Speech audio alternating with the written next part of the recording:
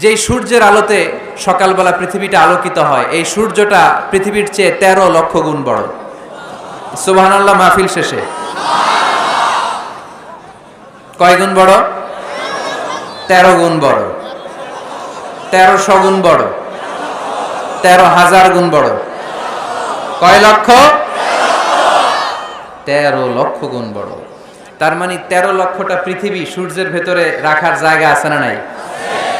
সূর্যই কি তাহলে সবচেয়ে বড়? আরো উপরে যান, আরো বড় পাবেন। সূর্য হচ্ছে তারা, তাই না? স্টার। সূর্যের পরে আমাদের সবচেয়ে কাছের তারার নাম প্রক্সিমা সেন্ট্রাই। আজকে গুগল করলেই পাবেন, অনেক আছে এরকম। আলফা সেন্ট্রাই এ, আলফা সেন্ট্রাই বি, ব্যাটেলজিউস নামে এক তারা পাওয়া যায়, ইটা ক্যারিনা নামে তারা পাওয়া যায়। যে সূর্য পৃথিবীর চেয়ে 13 লক্ষ গুণ বড়, এমনও অনেক তারা আছে যেটা সূর্যের চেয়ে কয়েক হাজার কোটি গুণ বড়। তার মানে ওইটাই সবচেয়ে বড় তারা না, ওগুলোরে খেয়ে ফেলতে পারে এরকমও বড় বড় তারা মহাবিশ্বে আছে না নেই? এরকম হাজার কোটি তারা নিয়ে আমাদের গ্যালাক্সি। আমাদের গ্যালাক্সির নাম মিল্কি ওয়ে। আমাদের গ্যালাক্সি থেকে সবচেয়ে কাছের যে গ্যালাক্সি, এটার নাম হচ্ছে অ্যান্ড্রোমেডা। এরকম হাজার হাজার কোটি গ্যালাক্সি নিয়ে প্রথম আকাশের মহাশূন্য। প্রথম আকাশে এখনো যাইতে পারি নাই আপনাদেরকে নিয়ে। প্রথম আকাশের কি? মহাশূন্য। চিল্লায় বলেন, প্রথম আকাশের কি?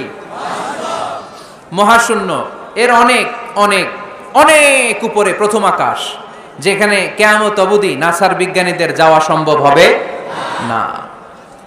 প্রথম আকাশের পরে আবার দ্বিতীয় আকাশের মহাশূন্য। না জানি ওইটাতে কি আছে, না জানি ওইটার মধ্যে আল্লাহ কি সৃষ্টি করে রেখেছে। দ্বিতীয় আকাশের মহাশূন্যের পরে দ্বিতীয় আকাশ, তারপরে তৃতীয় আকাশের মহাশূন্য, তারপরে তৃতীয় আকাশ। সুবহানাল্লাহ কইবেন না? তারপরে চতুর্থ আকাশের মহাশূন্য, তারপরে চতুর্থ আকাশ। একটার চেয়ে আরেকটা কত বড়। বিষ্ণু ঈসা ইসলাম বললেন, তোমার হাতের আংটি, এই আংটি যদি সাহারা মরুভূমিতে ফেলে দাও, পুরো মরুভূমির তুলনায় তোমার আংটি যত ছোট, আল্লাহর দ্বিতীয় আসমানের তুলনায় আল্লাহর প্রথম আসমানটা ঠিক তত ছোট। তাহলে এই আসমান, এই আরশ, এই কুরসি, আমার আল্লাহর জাত ও সত্তা, এই মহাবিশ্বের তুলনায় পৃথিবীটা কতটুকু, বাংলাদেশ কতটুকু, যাত্রাবাড়ি কতটুকু, মাতুয়াইল কতটুকু, প্যান্ডেলটা কতটুকু, আর আমিনা খানদান কতটুকু। কত নগণ্য আমি, কত ক্ষুদ্র আমি, কত তুচ্ছ আমি। মহাবিশ্বের তুলনায় আমি নাই, মহাবিশ্বের তুলনায় আমি নাই। এক লোক ব্যাংকে টাকা তুলতে গেছে, 5,000 টাকা। কয় টাকা? তো সিরিয়ালে দাঁড়ায় আছে, দেখে তার সামনের এক লোক 50 লাখ টাকা তুলতেছে। কয় লাখ? উনি তুলবে কয় লাখ? সামনের লোক উনি তুলবে 5,000 টাকা।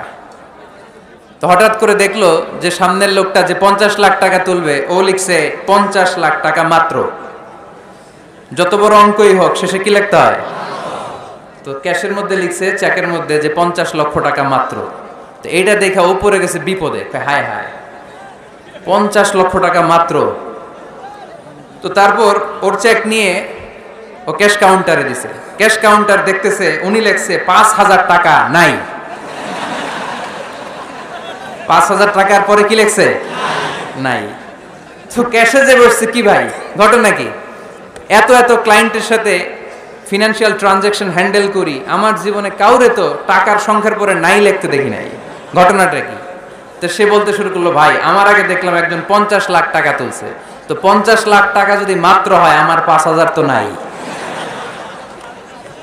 তো এই যে মহাবিশ্বের বর্ণনা যে তোমাদেরকে শোনালাম, এগুলো যদি চিন্তা করি, আমি আছি? আমি নাই, কিছুই না আমি। কত তুচ্ছ আমি, কত নগণ্য আমি। এই মহাবিশ্বকে এক মহা বিস্ফোরণের মাধ্যমে তৈরি করেছে কে? আল্লাহ।